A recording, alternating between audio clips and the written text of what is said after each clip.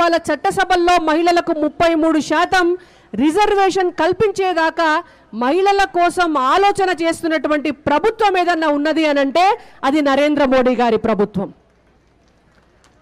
ఇవాళ మహిళలకు దాదాపు ఒక 12 కోట్ల టాయిలెట్లు కట్టించినా అది భారతీయ జనతా పార్టీ ప్రభుత్వం. ఇవాళ మహిళలకు 33% రిజర్వేషన్ తెచ్చినా అది నరేంద్ర మోడీ గారి ప్రభుత్వం.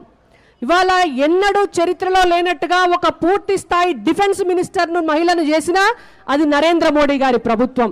ఒక పూర్తి స్థాయి ఆర్థిక శాఖ మంత్రిని మహిళను చేసినా అది నరేంద్ర మోడీ గారి ప్రభుత్వం.